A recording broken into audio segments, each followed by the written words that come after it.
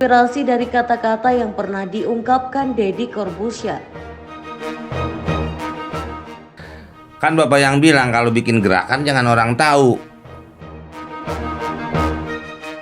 Komeng tak memungkiri foto nyeleneh yang dipakainya di surat suara pemilu 2024 menjadi faktor penting menarik perhatian para pemilih. Di sisi lain, Komeng menegaskan bahwa selama masa kampanye, pemilik jargon uhuy ini justru tak mengajak orang untuk memilihnya saat pencoblosan. Ia mengaku hanya mengambil job melawak di area Jawa Barat agar masyarakat masih mengingatnya.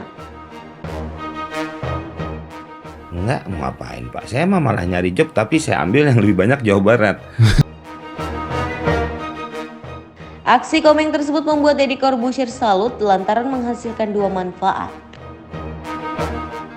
Kampanye tapi dapat duit. Iya. Kampanyenya tidak terlihat kampanye. Iya.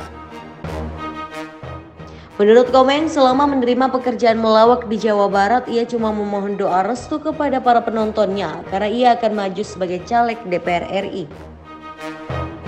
Saya kalau ngomong saya nggak pulpi, saya cuma mohon doa restu. Karena kan ada Panwaslu. Saya bilang saya nggak kampanye. Saya cuma mohon doa restu. Kalau pas ada mau masuk situ Pak, kalau enggak ya enggak. Mohon doa restu nih saya nyalek nih gitu. Saya nggak nyuruh loh. Klarifikasi surat imajiner yang seret Grace Natali dan PSI. Dalam kesempatan itu pula, Komeng membeberkan klarifikasi soal beredarnya surat imajiner di salah satu media nasional. Surat imajiner itu menyeret dirinya yang seolah-olah membuat surat ditujukan pada Grace Natali dan PSI atau Partai Solidaritas Indonesia. Surat imajiner tersebut bertajuk Surat Komeng untuk Grace Natali DKK yang kemudian sempat viral di media sosial. Komeng menegaskan bahwa ia tidak pernah menuliskan surat apapun untuk PSI maupun Grace Natali. Saya udah menyanggah sih tadi pagi. Emang sih banyak, sudah beberapa wartawan nanyain saya. Ya saya jawab, ya bukan saya. Dalam kesempatan itu, Deddy Corbuzier juga mengungkap pendapat pribadinya dan menjelaskan esensi dari surat imajiner yang viral tersebut. Mantan pemandu acara spontan itu mengungkapkan bahwa surat imajiner untuk Grace Natali dan PSI tersebut dibuat pihak lain yang mengatasnamakan Komeng. Ya, berarti bayangan dia tuh. Benar. Bayangan yang nulis. Benar. Berarti tidak ada tuh surat. Hanya orang berimajiner ngebuat surat seakan-akan Komeng gitu kan? Iya.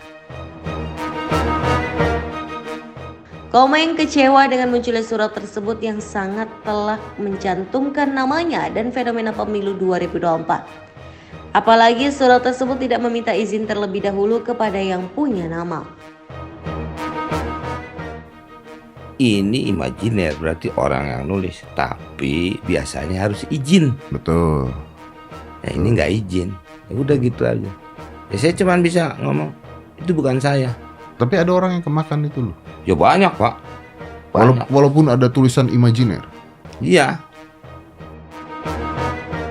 Komeng.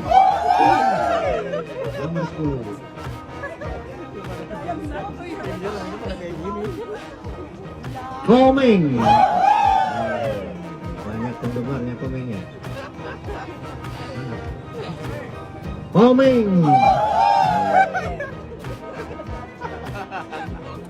Nomor 7, Agita.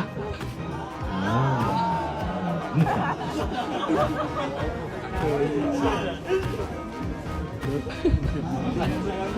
19 siapa? Dan kemudian apa nih yang menjadi cerita pada akhirnya Kang Komeng, sosok yang kita kenal sebagai komedian legend Indonesia gitu, kemudian terjun politik nih, apa ini ceritanya nih Kang? Enggak kali ya orang legend sih, karena saya pelawak bukan perumahan ya. Legend A artinya. Kalau belum sampai ke situ.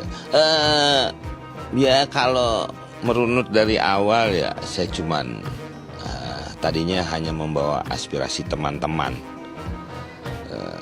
Tapi kalau sudah begini mungkin akhirnya aspirasi masyarakat harus dibawa juga ya.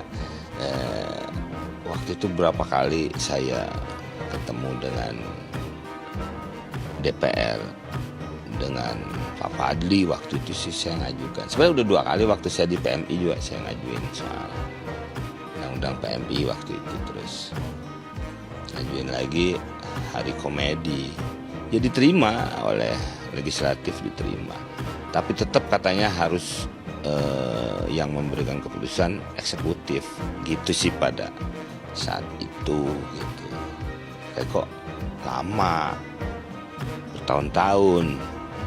Hari musik ada, hari film ada, kok hari komedi sampai sekarang? Ibu juga ada ya Bang ya? Ada. Hari Bapak malah karena protes akhirnya ada kan, ya kan?